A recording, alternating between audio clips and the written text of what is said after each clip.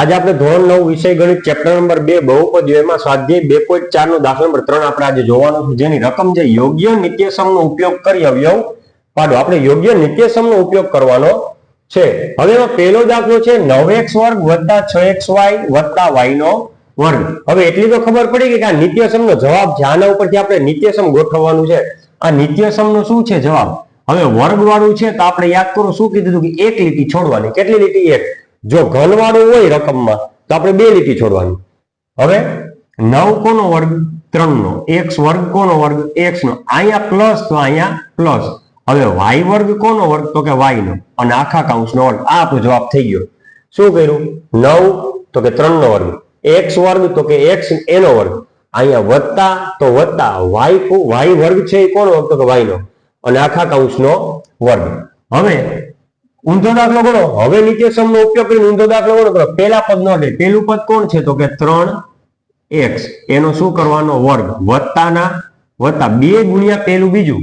તો પહેલું પદ કોણ છે? 3x. બીજું પદ કોણ છે? y. વત્તા બીજા પદનો વર્ગ એટલે બીજું પદ કોણ છે? y ને એનો વર્ગ. એકવાર ચેક કરી લ્યો. 3 નો વર્ગ 9, x નો વર્ગ x વર્ગ, વત્તા 2 3 6 x ગુણ્યા y એટલે xy, વત્તા y નો વર્ગ એટલે y વર્ગ. એટલે કે રકમ જે છે એ ગોઠવાઈ જાય છે. એટલે આપણો જવાબ કેવો છે? સાચો.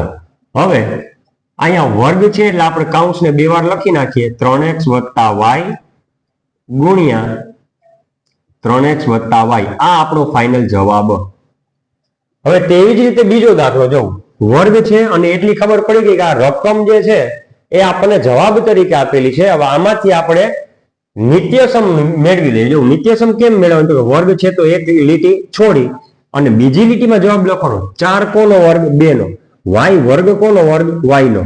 ઓછા ના ઓછા. જો અહીંયા શું હતું? વત્તા તો વત્તા, અહીં ઓછા છે તો ઓછા. 1 કોનો વર્ગ? 1 નો, આખા કૌંસનો વર્ગ. આપણે વચ્ચેનું સ્ટેપ ધ્યાનમાં લેવાનું નથી. આ યાદ રાખજો, આપણે જવાબ લખીએ ને ત્યારે. એટલે જો અહીંયા પણ આપણે એવું જ કર્યું, આપણે વચ્ચેનું સ્ટેપ જવાબમાં લખતી વખતે ધ્યાનમાં લીધું નથી. આપણે પહેલું અને છેલ્લું જ પદ આપણે ધ્યાનમાં લીધેલું છે. હા, વચલા સ્ટેપની નિશાની લીધી. જો અહીંયા વચ્ચેનો સ્ટેપ વત્તા તો વત્તા, અહીં વચ્ચેના સ્ટેપ માઇનસ તો માઇનસ. હવે આ જે છે ઊંધો દાખલો ગણો. તો પહેલા પદનો વર્ગ, પહેલું પદ કોણ છે?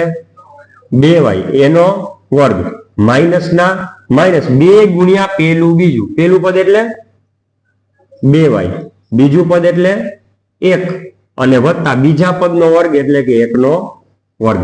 ફરીથી પહેલા પદનો વર્ગ એટલે 2y નો વર્ગ, ઓછા તો ઓછા 2 ગુણ્યા પહેલું બીજું. પહેલું પદ એટલે 2y, બીજું પદ એટલે 1, અને વત્તા બીજા પદનો વર્ગ એટલે 1 નો વર્ગ. એટલે જો ચેક કરી લો. 2 નો વર્ગ 4, y નો વર્ગ y વર્ગ, ઓછા 2 2 4, y 1 y, અને વત્તા 1 નો વર્ગ 1.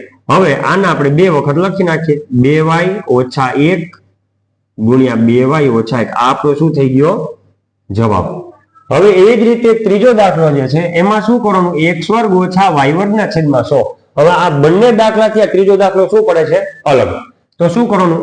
x એનો શું કરવાનો? તો કે વર્ગ, x એનો વર્ગ ઓછા y વર્ગ કોનો વર્ગ? y નો, અને 100 કોનો વર્ગ? તો 10 નો, આખા કૌંસનો વર્ગ.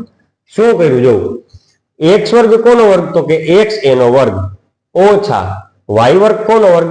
y નો, અને 100 કોનો વર્ગ? 10 નો, આખા કૌંસનો વર્ગ. હવે આ જે છે નિત્યસમ કયું થાય? તો કે a વર્ગ ઓછા b વર્ગ બરાબર એક વખત ઓછા વાળો કૌંસ અને એક વખત વત્તા વાળો.